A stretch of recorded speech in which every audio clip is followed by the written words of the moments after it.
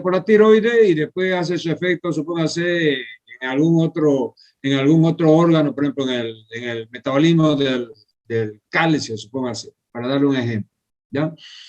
Bueno, entonces esa es la opción endocrina. Entonces, quiere decir, a través del torrente circulatorio puede ser una acción lejana de la glándula donde se produce la hormona. Ahora, parácrina. Parácrina quiere decir que la acción se produce en células vecinas. Es decir, supóngase la tiroides, ¿no? ¿Verdad? Es decir, la tiroides, hay células vecinas que son las paratiroides, etcétera, puede tener cierta influencia sobre esas células vecinas. Entonces se llama de una acción parácrina. Ahora, una acción autócrina. La acción autócrina es la acción que tiene la hormona sobre ellas mismas, o sea, sobre su propio tejido, sobre su propia célula. Entonces, le voy a leer aquí. La acción endocrina, le dice, existen distintas formas que actúan las hormonas y estas son acción endocrina. La hormona es sintetizada en un órgano o glándula y es vertida al torrente sanguíneo para luego unirse a receptores específicos lejos de la glándula. 2. Acción parácrina. La hormona actúa desde las células endocrinas a receptores específicos en células vecinas. 3. Acción autócrina. La hormona ejerce su acción sobre la misma glándula, por los mismos tejidos de la misma glándula. Esa es acción autócrina.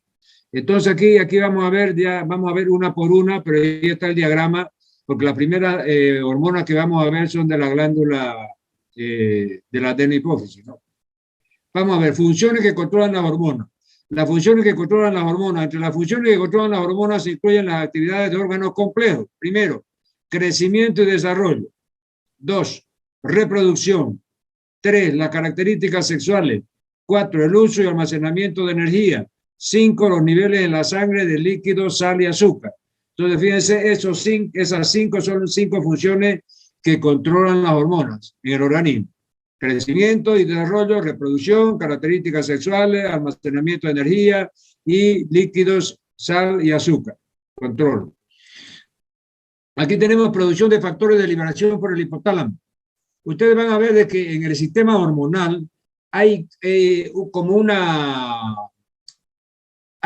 pirámide en el cual tenemos en la parte superior de la pirámide está el hipotálamo. En la parte media de esa pirámide están las glándulas efectoras, que ya vamos a ver. La adenohipófisis, por ejemplo, tiene las hormonas, la adenohipófisis va a producir 6 hormonas que ya vamos a ver. Somatotrofina, tirotrofina, ACTH, las hormonas folículo estimulantes, luteinizantes, etc. Entonces, es decir, la glándula que produce las hormonas está en el espacio medio de esa pirámide. Y en el espacio inferior, podríamos decir, si hacemos una pirámide, vamos a ver que en la base de esta pirámide están los órganos efectores. Por ejemplo, el testículo, el ovario, la mama, los huesos, etcétera, donde van a actuar en definitiva esas hormonas. En la parte media de esa pirámide van a estar las glándulas que producen esas hormonas. Y en la parte superior, en el ápice de la pirámide, va a estar el hipotálamo produciendo estos factores de liberación. El hipotálamo produce factores de liberación y factores de inhibición.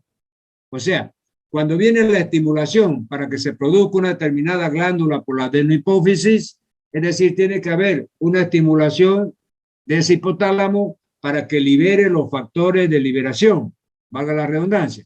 Entonces ahí liberan los factores de liberación, esos factores de liberación van a la adenohipófisis, estimula la adenohipófisis para que produzca cierto tipo de hormonas y esas hormonas van circulando por sangre y van a producir su acción fisiológica sobre esos órganos diana que se llama, que puede ser ovario, que puede ser testículo, que puede ser tiroides, que puede ser cualquier otra de las glándulas, el hueso, por ejemplo, para el crecimiento. Entonces, el hipotálamo segrega hormonas que inducen a la glándula endocrina a segregar hormonas. Son los factores de liberación. Sigamos, el hipotálamo segrega hormonas liberadoras de tirotrofina, corticotrofina, hormonas del crecimiento, folículo estimulante, luteinizante y por último, inhibidora de la producción de prolactina. Entonces, fíjense que el hipotálamo en realidad, el 90% de sus factores de liberación son estimulantes, o sea, estimulan la liberación de la hormona específica. Y tiene uno o dos factores de inhibición, entre ellos está el factor de inhibición de la prolactina, que es el que comanda la producción de leche. Eso lo vamos a ir viendo después, punto por punto. Además de las hormonas liberadoras, el hipotálamo también produce la hormona oxitocina y antidiurética. Claro, fíjense que ustedes saben que la glándula, la glándula, es decir, la hipófisis, tiene dos partes. La adenopófisis, que es la anterior, y la neurohipófisis, que es posterior.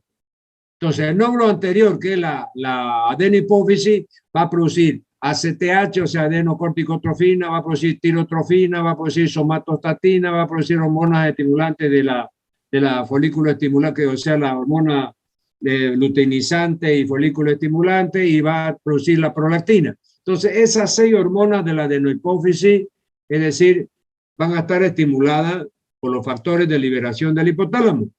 Pero en la neurohipófisis hay 2 hormonas, la oxitocina y la vasopresina.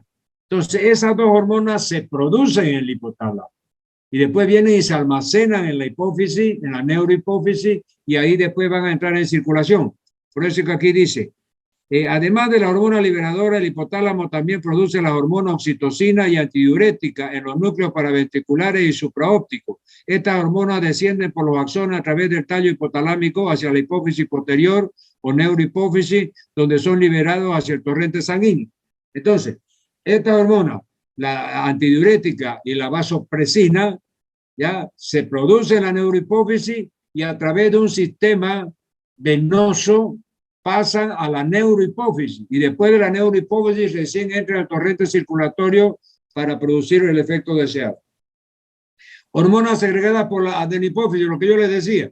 Aquí están las 6 hormonas. Síganme mi apuntador. Fíjense, entonces la adenopófisis, que es la parte anterior de la hipófisis, segrega primero hormona del crecimiento, somatotrofina. Segundo, adenocorticotrofina, estimulante de la corteza suprarrenal. Tercero, la hormona estimulante de la tiroides, tirotrofina. Cuarto, aquí hay la hormona gonadotrofina que estimulan el ovario. Fíjense, son de 2 tipos, la folículo estimulante y la luteinizante. Y después la prolactina. Entonces, 1, 2, 3, 4, 5, aquí hay 2, la folículo estimulante y luteinizante son las 6 hormonas que produce la adenopófisis, estas que están en color medio rosadito. Ahora, la neurohipófisis solamente produce estas 2, que están en color celeste, la hormona antidiurética y la oxitocina. Muy bien, entonces sigamos. Aquí tenemos la hormona del crecimiento. Entonces, la hormona del crecimiento que es producido por la adenohipófisis se llama somatotrofina, ¿ya? Entonces, ¿y cómo lo hace? La somatotrofina es producida por la adenohipófisis y es después que viene el factor de liberación que produce el hipotálamo, baja a la adenopófisis, ahí estimula la formación de esta hormona del crecimiento y después la hormona del crecimiento es liberada al torrente circulatorio. Entonces aquí fíjense ustedes, después vamos a ver cómo se hace la regulación de la somatostatina. Sigamos, hormona del crecimiento. La hormona del crecimiento, llamada también somatotrofina, estimula el crecimiento del cuerpo mediante la producción de sustancias, las somatomedinas, que regulan el crecimiento de los huesos. Fíjense que aquí hay tres tipos de hormonas, 3 tipos de elementos químicos que son muy parecidos. La hormona del crecimiento se llama somatotrofina, ¿ya? Esta hormona del crecimiento actúa sobre ustedes saben que hay la diáfisis y las epífisis, están en los huesos largos. Y están las metáfisis, entre la diáfisis y la epífisis hay una zona que se llama cartílago del crecimiento o metáfisis. Entonces, esta hormona del crecimiento actúa sobre esa parte anatómica para producir el crecimiento a través de unos mediadores químicos tipo hormona que son las somatomedinas. Por eso dice aquí, estimula el crecimiento del cuerpo mediante la producción de sustancias, las somatomedinas, que regulan el crecimiento de los huesos. Entonces, fíjense que hay. Tenemos la somatotrofina, que es la hormona del crecimiento. Tenemos las somatomedinas, que es a través del cual la hormona del crecimiento estimula el crecimiento de los huesos. Y después vamos a ver la somatostatina también, que inhibe el crecimiento de los huesos. Entonces, no se vayan a confundir con esos tres términos que son bien parecidos. Somatotrofina, la hormona del crecimiento. Somatomedina, que a través del cual se estimula el crecimiento de los huesos, la somatomedina. Y la somatostatina van a ver después que inhibe el crecimiento de los huesos. Muy bien, los niveles plasmáticos de estas hormonas son dependientes de la edad. La escasez de hormonas del crecimiento, que es la somatostatina, se abrevia GH, las dos mayúsculas GH, produce enanismo hipofisario, mientras que un exceso el gigantismo. Entonces, lógicamente, si esta hormona del crecimiento se produce en demasiada cantidad, hay los problemas de gigantismo, o sea, la persona crece más de 2 metros para arriba. Y si hay problemas en la secreción de esta hormona del crecimiento, se produce el enanismo, que son esas personas que tienen menos de 1,50, menos de 1,40 de estatura. ¿No? Entonces, la secreción de somatotrofina, que es la hormona del crecimiento, está regulada por dos hormonas hipotalámicas, una que facilita su liberación, la hormona liberadora de la hormona del crecimiento, y otra que inhibe, que es la hormona inhibidora del crecimiento o somatostatina. Entonces, fíjense que la hormona del crecimiento está regulada por otros dos tipos de hormonas. Cuando hay que hacer crecer el hueso, lo hace a través de la somatomedina. Cuando va a hacer que se pare el crecimiento del hueso, lo hace a través de la somatostatina. Ya, muy bien. Sigamos, adenocorticotrofina. Esta adenocorticotrofina es la hormona producida por la corteza suprarrenal. Es decir, es la hormona producida por la adenohipófisis, pero que estimula la corteza suprarrenal. Entonces, cuando viene el factor de liberación del hipotálamo y le da la orden a la adenohipófisis, es decir, para que produzca ACTH, se abrevia esta hormona, que es adrenocorticotrofina. Esta ACTH, su función es estimular la corteza suprarrenal para que produzca aldosterona, después cortisol, corticosterona, o sea, todos los andrógenos y estrógenos. Entonces, la liberación de esta hormona depende de los niveles de cortisol presentes en el plasma, ya que cuando este se encuentra disminuido, el hipotálamo segrega hormona liberadora de corticotrofina hacia la adenohipófisis para que se produzca hormona adrenocorticotrófica que actúa en la corteza suprarrenal, aumentando los niveles de cortisol en sangre. Entonces, fíjense que aquí en el dibujito está la explicación esa. Lo que yo le decía, fíjense que en la parte más superior de la pirámide está el hipotálamo. En la parte media, aquí, está, fíjense, la hormona pituitaria o hipófisis. Y acá abajo, en los órganos diana, está el respectivo órgano donde se produce ya el efecto fisiológico de esa hormona. Entonces, fíjense cómo se produce la hormona que estimula la adrenocorticotrofina. Entonces, el hipotálamo libera el factor de liberación, el hipotálamo. Va a la adenohipófisis, este factor de liberación estimula la adenohipófisis y la adenohipófisis produce esta hormona ACTH que se llama adenocorticotrofina. Esta ACTH va por sangre y estimula la corteza suprarrenal para que produzca, es decir, las hormonas, por ejemplo, las hormonas sexuales masculinas, por ejemplo, son los andrógenos y los estrógenos, ¿ya? Y además de eso va a estimular la producción de la hormona que hace aumentar la absorción de sodio y eliminar el potasio. Entonces, ese es el mecanismo de regulación de esta hormona llamada adenocorticotrofina, ¿ya?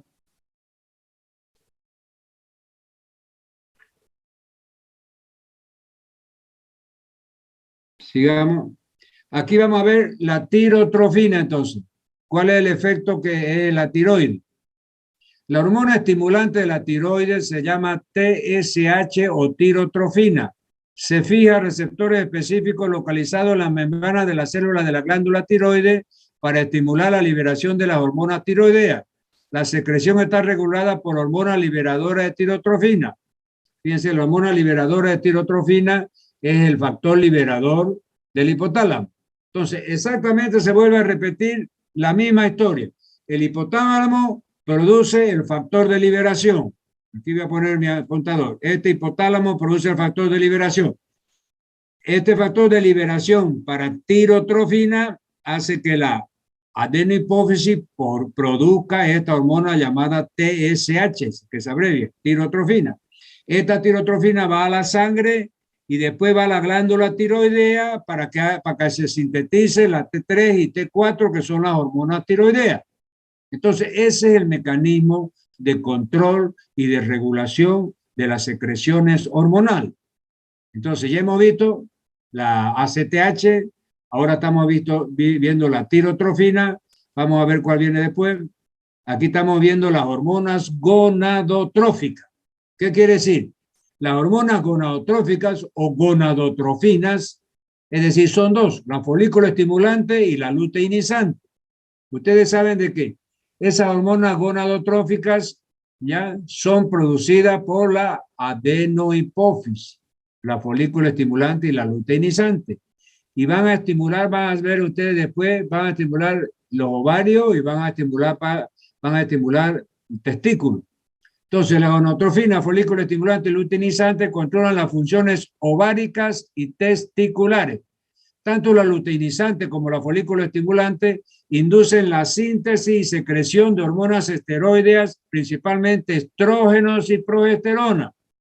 Entonces, fíjense ustedes, estas hormonas, esta llamada gonadotrofina coriónica, que son la folículo estimulante y la luteinizante, van a actuar sobre el ovario y los testículos, produciendo la síntesis de las hormonas que son los estrógenos y la progesterona.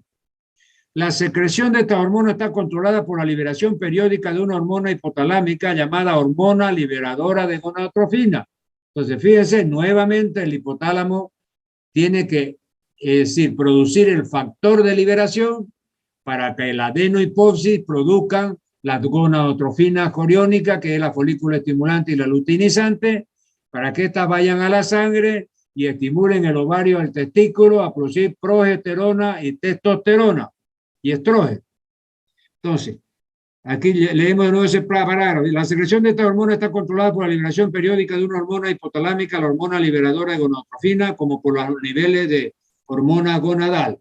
Entonces, aquí tenemos el dibujo, fíjense, aquí viene, voy a ver mi apuntador, aquí viene el factor de liberación del hipotálamo, va a la adenohipófisis produce la hormona gonadotrofina, que es la folículo estimulante y la luteinizante. Esas hormonas van al ovario, a estimular el ovario para el ciclo sexual, producir estrógeno y progesterona, y van al testículo también para producir espermatozoides.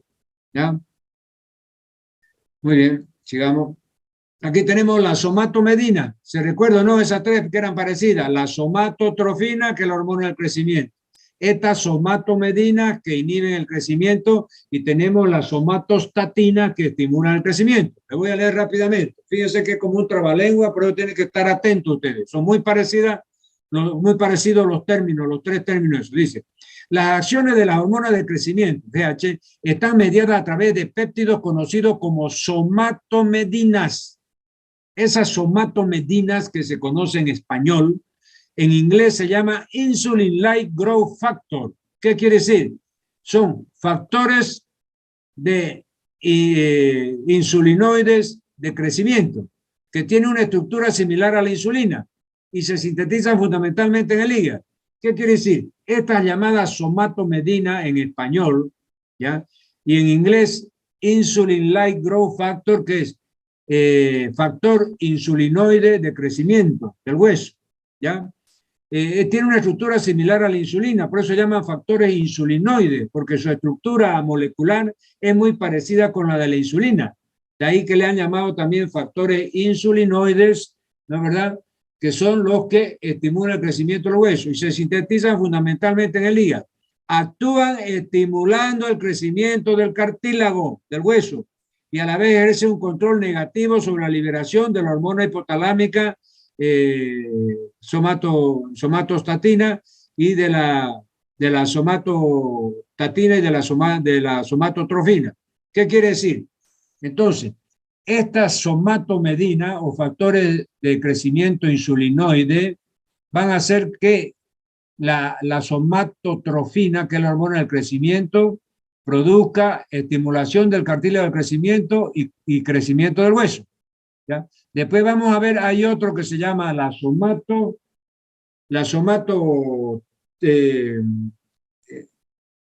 esta es somatomedina, ¿no? La otra es la somatostatina. Repito, la hormona del crecimiento se llama somatomedina, es producida por la adenohipófisis. La somatomedina es un factor del crecimiento que está producido por el hígado, ¿ya? Y después vienen la somatostatina, son factores también que frenan el crecimiento del hueso. Las somatomedinas estimulaban el crecimiento del hueso y la somatostatina frena el crecimiento del hueso, que es lo que voy a decir acá abajo. Dice, las concentraciones de somatomedina son independientes de la hormona del crecimiento y además varían con la edad, siendo bajos en las etapas iniciales de la infancia, máximo en la adolescencia y descienden a partir de los 50 años. ¿Qué quiere decir? Esa somatomedina que estimula el crecimiento, fíjense ustedes que en la tercera edad ya son bajísimas la concentración porque ya la persona ya no tiene que crecer y son altos en el comienzo de la infancia, etcétera, cuando el niño está creciendo. Las somatomedinas están bajo otra influencia además de la hormona del crecimiento. Los estados de malnutrición, las enfermedades crónicas, el ayuno, la diabetes producen su disminución y por el contrario están elevadas en los niños obesos. Entonces fíjense que estas somatomedinas que actuaban estimulando el crecimiento de los huesos, también están bajas en ciertos estados nutricionales, por ejemplo, mala nutrición, enfermedades crónicas, ayunos prolongados en pacientes diabéticos. Esta somatomedina, su concentración en sangre está baja, ¿ya? Y por el contrario, está alta la concentración de somatomedina en los niños obesos. Esos niños que están con sobrepeso, que son obesos, tienen la somatomedina, si usted se las dosifica, tienen alta. Sigamos. Hormonas tiroideas. Entonces vamos a ver cuáles son las hormonas que produce la tiroides. Ya sabemos que la tiroides produce la T3, que es la triyodotironina, y la T4, que es la tetrayodotironina, llamada también tiroxina, con X, ¿ya? Porque si ustedes no escriben tiroxina con X y escriben con S, es un aminoácido. La tirosina con S es aminoácido y la tiroxina con X es la hormona tiroidea, la T4 o tetrayodotironina. Muy bien, regulación de la secreción de la hormona tiroidea. La concentración muy alta de yodo, en especial en sangre, suprime la liberación de las hormonas tiroideas. También hay sistemas de retroalimentación negativa que corresponden al factor de liberación de tirotrofina hipotalámica y a la tirotrofina de la adenohipofisaria. Estimulan la síntesis y liberación de las hormonas tiroideas. Los bajos valores de T3 y T4 estimulan la secreción hipotalámica del factor de liberación. El factor de liberación estimula la secreción de la tirotrofina por la adenohipófisis y la tirotrofina estimula la actividad de las células foliculares y yodo, formación y liberación de la hormona tiroidea y el crecimiento del hueso. Y ahí se producen las T3 y T4. Fíjense que este es un parágrafo puro letra, es decir, bastante confuso y no muy claro. Ahora con esta figura vamos a interpretar cómo se hace la síntesis de las hormonas tiroideas, la T3 y la T4. Se comienza con la famosa bomba de yoduro. ¿Qué es la bomba de yoduro? Es decir, es un sistema a través del cual, ¿ya? Como un transporte activo que hace que se bombee el ion yoduro dentro de la célula tiroidea. Pues ese yodo que está circulando en forma de yoduro en la sangre es bombeado a altas dosis al interior de la célula tiroidea. Eso se conoce como bomba de yoduro. Este es el primer paso para producir la síntesis de las hormonas tiroideas. Vamos a leer. La primera etapa en la formación de las hormonas tiroideas consiste en el transporte de los yoduros de la sangre hasta la célula y los folículos de las glándulas tiroideas. La membrana basal de estas células posee la capacidad de bombear de forma activa el yoduro interior de la célula y este proceso se denomina atrapamiento del yoduro. Entonces, fíjense que cuando comienza a funcionar esta bomba de yoduro, y se la conoce como atrapamiento del yoduro, es como yo les decía, cuando ese yodo que está circulando en forma de yoduro, a través de un mecanismo de transporte activo, es bombeado en altas concentraciones para que alcance 30 veces la cantidad de sangre mayor que la cantidad dentro de la célula mayor que la concentración en sangre. Supóngase, si en sangre está circulando 1 gramo de yoduro, entonces esta bomba de yoduro, con el atrapamiento del yoduro, hace que hayan 30 gramos de yoduro dentro de la célula por la acción de esta bomba de yoduro. ¿Por qué? Porque el yoduro, es el ion yodo, llamado yoduro, es el insumo principal para poder fabricar la hormona tiroidea, la T3, que es la triiodotironina, y la T4, que es la tetraiodotironina. Y vamos a ver cómo se hace. En el coloide, si ustedes se acuerdan por anatomía, hay un coloide también, que es como una sustancia gelatinosa, que es una tiroglobulina, se llama, ¿ya? Entonces, ahí esa tiroglobulina, más el yoduro, que es el insumo, más una serie de factores que ya lo vamos a ver más adelante, se van a sintetizar la hormona tiroidea, que es la T3 y la T4. Entonces, fíjense cómo se produce. El retículo endoplásmico y el aparato de Golgi, de la célula tiroidea, sintetizan y secretan en los folículos una molécula glucoproteica denominada tiroglobulina. Entonces, fíjense que esta molécula glucoproteica llamada tiroglobulina es fabricada, es producida en el retículo endoplásmico y aparatos de Golgi de la célula tiroidea, ¿ya? Entonces, vamos a ver qué pasa con esta famosa tiroglobulina. Ahí viene en un primer momento la oxidación del yodo a ion yoduro.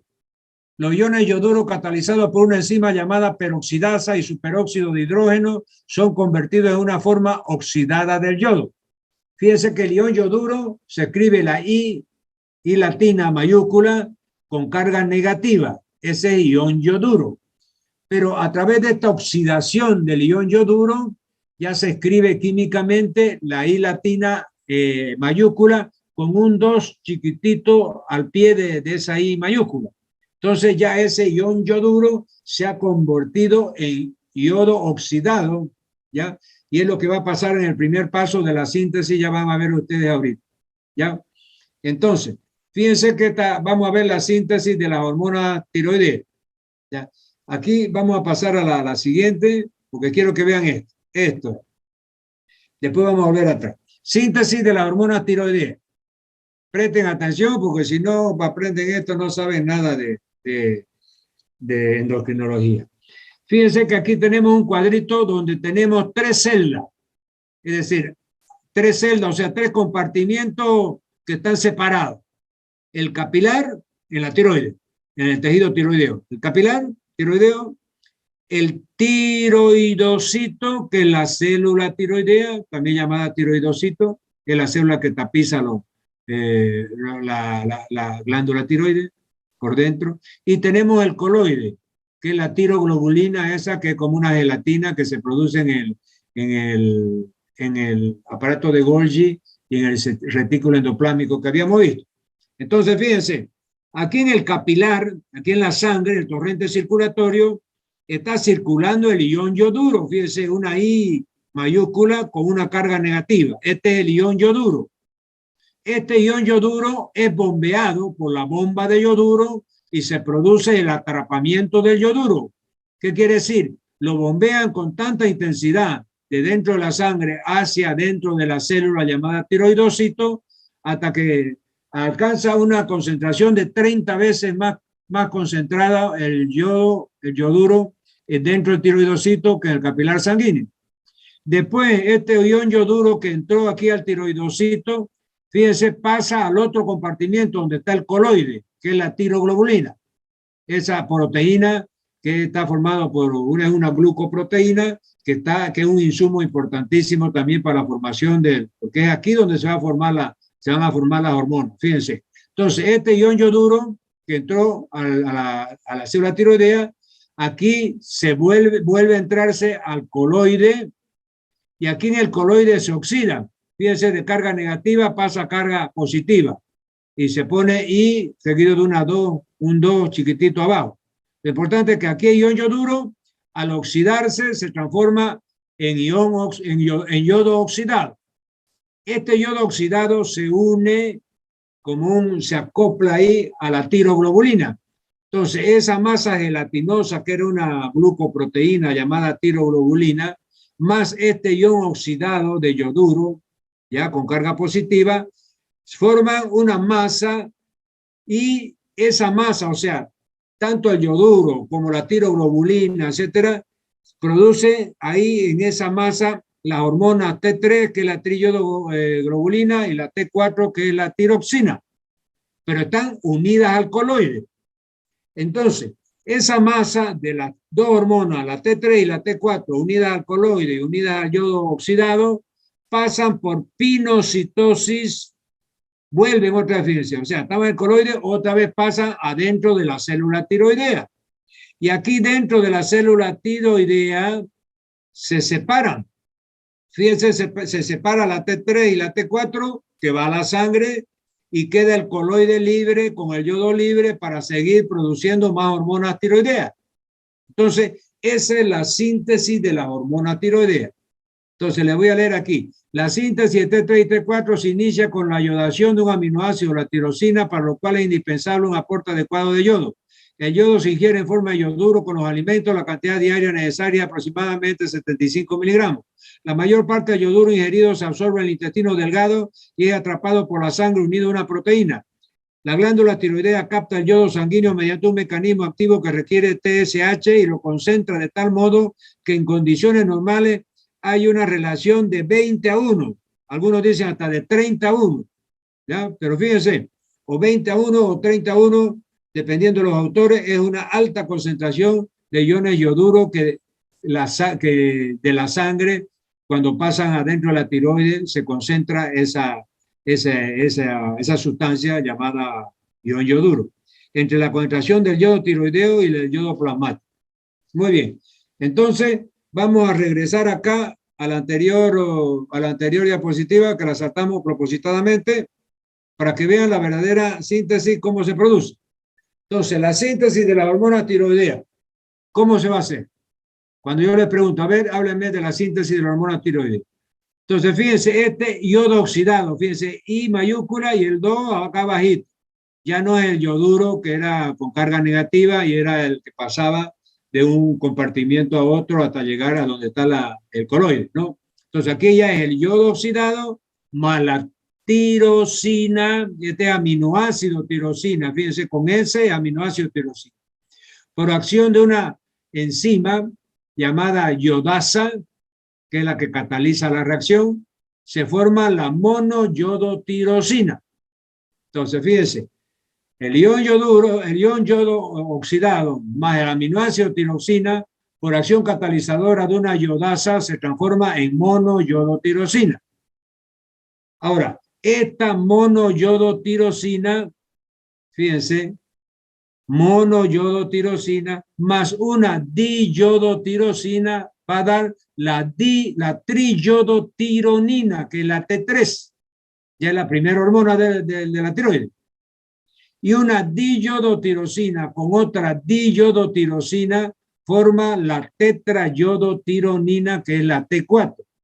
Entonces, estas son la forma como se sintetiza la hormona tiroidea. Triyodotironina T3 y tetrayodotironina, que es la T4, llamada también tiroxina, tiroxina con X, porque fíjense que aquí está tirosina con S y este es un aminoácido, ¿ya?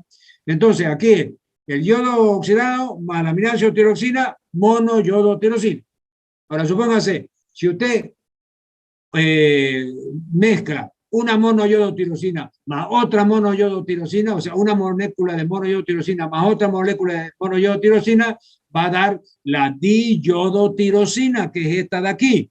Solamente que ese paso se ha obviado, ya porque se sobreentiende de que aquí hemos construido la monoyodotirosina, ¿ya? Pero si esta molécula de monoyodotirosina la agregamos a otra monoyodotirosina, nos va a dar esta molécula de diyodotirosina.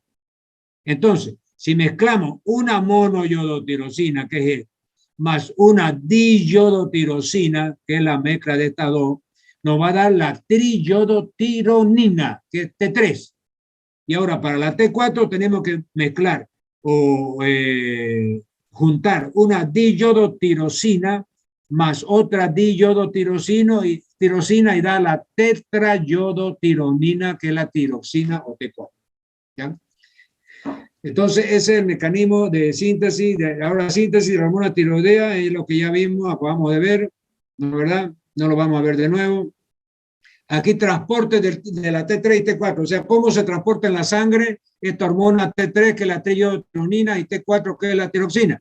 Se transportan unidas a proteínas plasmáticas sintetizadas por el hígado. Se combinan sobre todo con la globulina fijadora de tiroxina y en menor medida con la prealbúmina y albúmina fijadora de tiroxina. Entonces yo les pregunto, ¿cómo se transporta el yodo en la sangre? De dos formas. Uno, unido a la globulina fijadora de tiroxina. Y dos, unido a la albúmina y prealbúmina fijadora de tiroxina. Esa es la forma que se transporta el yodo. Sigamos. Funciones de la hormona tiroidea. Primero, activación de la transcripción nuclear de un gran número de genes. Fíjense que entra a participar en la herencia, en los genes de los cromosomas. Activación de la transcripción nuclear. Ahí donde en los genes está la herencia. Esta hormona tiroidea tiene mucho que ver con la herencia. Dos, aumento de la actividad metabólica celular. O sea que estimula el metabolismo de la célula. Por eso es que cuando hay un hipertiroidismo y usted le hace un metabolismo basal al paciente, va a dar aumentado el metabolismo basal. Porque el exceso de hormona tiroidea, le estoy diciendo que el paciente tiene un hipertiroidismo, entonces va a hacer que aumente su metabolismo celular. Y en tercer lugar, estimulación del crecimiento. La hormona tiroidea, la T3 y la T4, también actúan conjuntamente con la somatotrofina, que era la hormona del crecimiento que vimos atrás, ¿ya? Actúa también ayudando a producir el crecimiento del hueso y el crecimiento de la persona. Regulación de la secreción de hormona tiroidea. Entonces ya hemos visto que la tirotrofina es la hormona adenohipofisaria que estimula la secreción de hormona tiroidea y cuyos efectos son elevar la proteólisis de la tiroglobulina, 2, aumentar la actividad de la bomba de yoduro, 3, intensificar la iodación de la tiroxina, 4, aumentar la actividad secretoria de las células tiroideas y 5, aumentar el número de células tiroideas. Entonces, fíjense que aquí nos está hablando de qué forma la hormona tiroidea, es decir, sintetiza la hormona tiroidea, T3 y T4. O sea, aquí nos ha hablado de todo el procedimiento que hemos visto nosotros, el atrapamiento del yoduro, el yoduro se transforma en yodo oxidado, ahí el retículo endoplámico produce la tiroglobulina, que es el coloide, ese coloide se une a la T3 y T4, después por pinocitosis vuelve de nuevo a la célula tiroidea, la T3 y T4 pasa a la sangre y el coloide y el yodo vuelven otra vez al folículo para seguir sintetizando hormonas tiroideas. Entonces, aquí nos explica todo ese procedimiento que hemos visto anteriormente. Muy bien, de esa forma entonces nosotros estaríamos... Recording stopped. No es fácil endocrina, como le digo, pero lógicamente que tiene sus cositas medio complicadas, sobre todo la síntesis de hormonas, pero si ustedes con esos cuadros, con esa figura llegan a entender cómo es la